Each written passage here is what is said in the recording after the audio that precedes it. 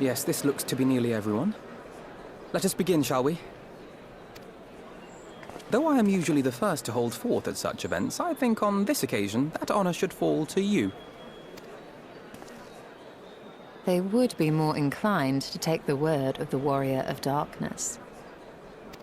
Indeed. In light of the subject matter, who better than thee to speak these truths?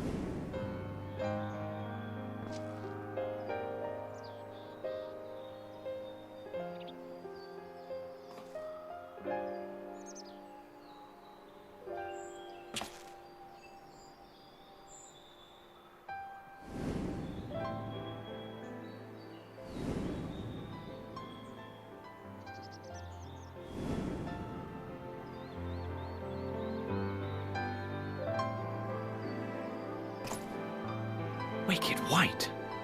The Warriors of Light did all that? So they never... I mean, they only ever wanted to help. And when everything they'd done turned to ash, they still carried on. They gave everything to stop the flood. First their lives, then their souls. And they managed it too, in the end. They saved us. And we cursed their names.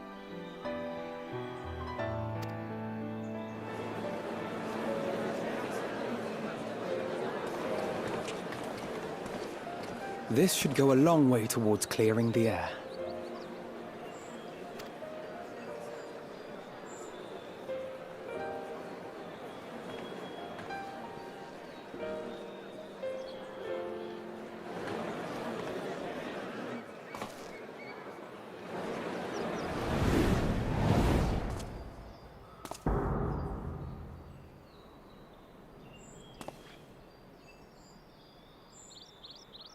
Impossible.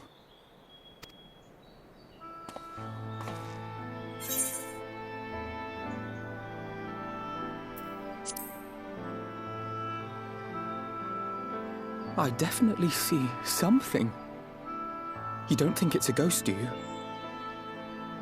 Nay, yonder standeth no bloodless apparition, but a warrior of light and darkness both. Ardbert. What in the world?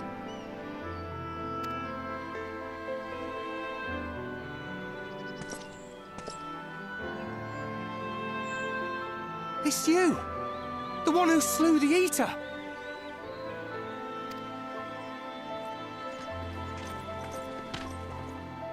That it should be the Warrior of Darkness who brought the truth to light. You've saved me a fair bit of time, though I have a few words of my own to say, if I may.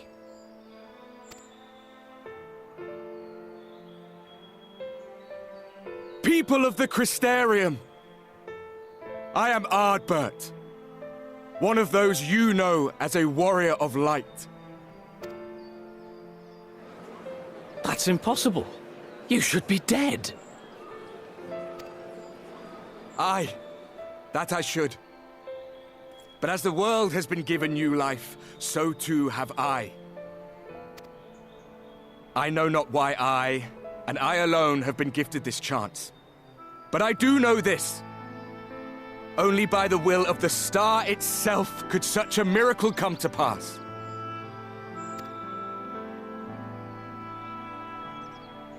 The hero who stands before you now, the Warrior of Darkness, is not of this world. And the day will come when he must return to his home.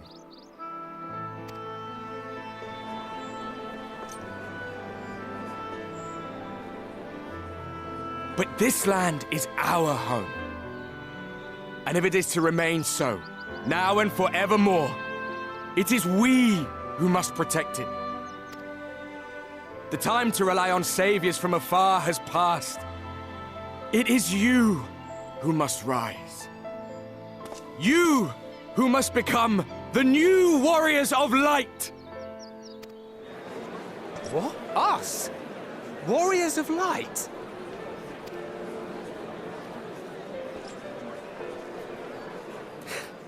None of us were born heroes, my friend. I was only ever a man with a thirst for adventure. But wherever my journeys took me, I was invariably confronted with the same choice. To lend what aid I could to those in need, or not. And I always chose the former. Any one of you could do the same. All you need is the will to help your fellow man, and the resolve to see it through.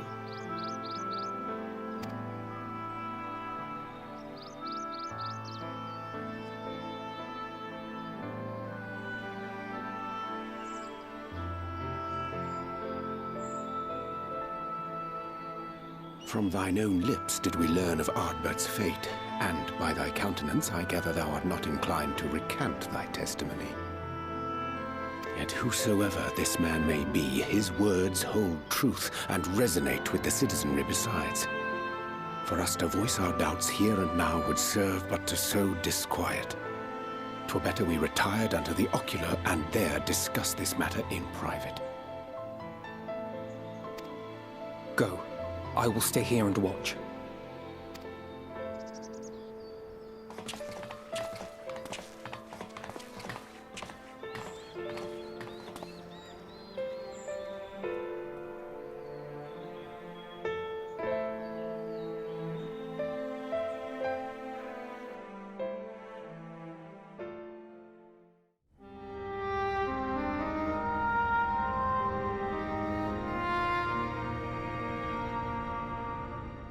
So, that is a warrior of light of the first.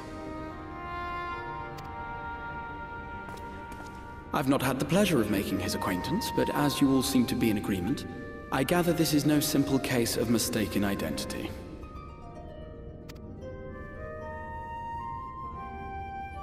As far as I was able to discern, that was indeed Ardbert. It has been a long time, but not that long. Could he truly have been resurrected as he claims?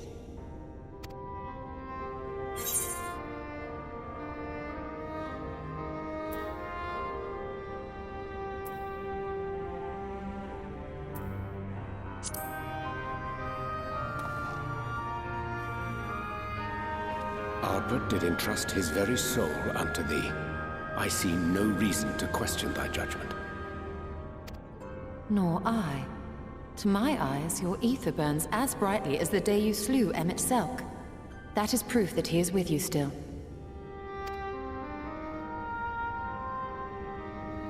Yet that which standeth now before the people is far more than a passing imitation. I am reminded of the cardinal virtues, though a sin-eater he is not. Which leaveth but one plausible explanation.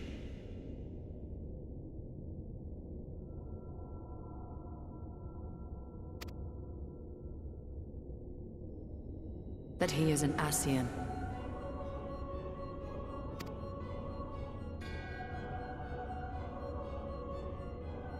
Given their fondness for posthumous possession, I would have to agree.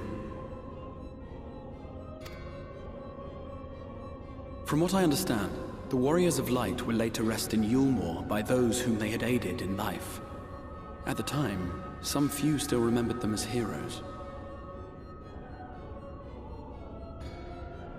Needless to say, 4 of them were subsequently exhumed to serve as the virtues. And if one knew where to look, Ardbert too would not have been difficult to find. Assuming then that this is indeed the work of an Ascian, my mind inevitably turns to the last remaining paragon to survive the Sundering.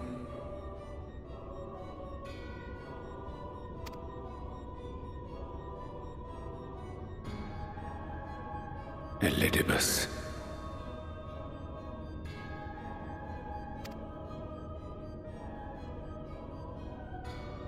That Xenos hath reclaimed his own flesh is known.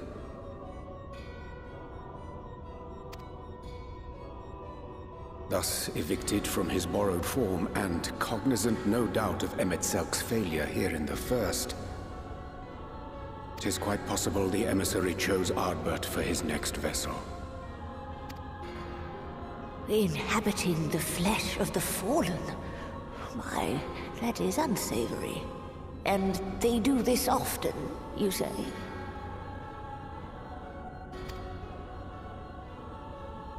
Verily, for they possess no corporeal forms of their own. In what one may term their natural state, none save those gifted with the echo can perceive them.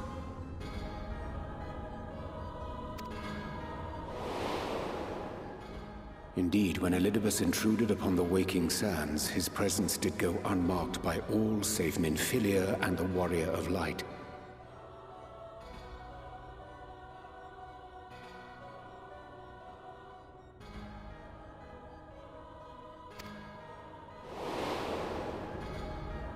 On that occasion, I myself remained ignorant of his coming until after his departure. It was only at a later juncture, when he deigned to appear before me in borrowed flesh, that I was finally able to take the measure of him. In such puppetry do the Ascians engage when they seek to influence the course of history. And they have gained much by it. Emet-Selk single-handedly built the Garlean Empire in this manner, while the Hebrea came close to conquering Eorzea, having taken possession of Thancred's living body. Yet it must needs be noted that the Ascians cannot avail themselves of all mortal vessels. For were they able to do so, none would serve as a better pawn than our own redoubtable champion. Mayhap the blessing of light shieldeth Hydaelyn's chosen from Ascian influence. Or mayhap other forces are at work. We cannot say for certain.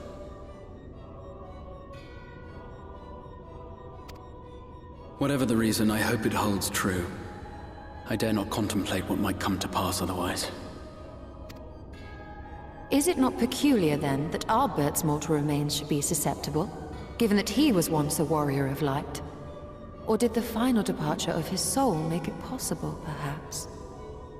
Regardless, to hear an Ascian use him to call forth new warriors of light boggles the mind.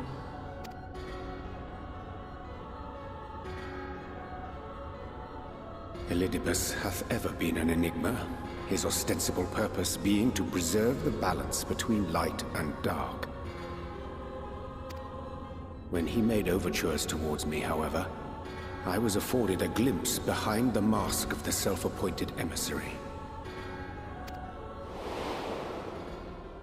I shall not defend mine actions, undertaken in pursuit of a better understanding of our foe as either wise or prudent. Nevertheless, what little I did glean may now prove useful. Elidibus possesseth a subtle mind, practiced in the art of manipulation. That he coaxed this star's most valiant heroes as far as the source with naught save half-truths is no trifling feat.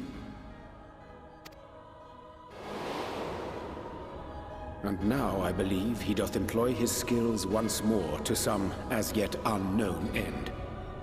Though naught is certain, should my suspicions prove true, we shall have need of all our wits if we are to uncover and thereafter thwart his plot. Agreed. 'Tis plain that simply speaking out against him will not avail us. At best, it would only serve to confuse the people. And I would hesitate to do anything which might tarnish Ardbert's reputation once more, nor yours by association.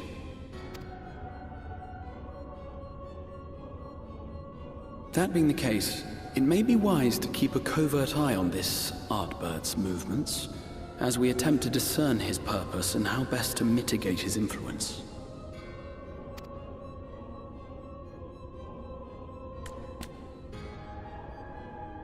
His performance appears to have concluded.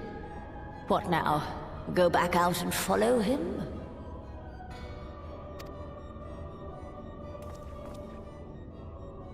Twould appear Master Alphino already hath pursuit in mind, and I suspect one pair of eyes shall better serve our cause than half a dozen.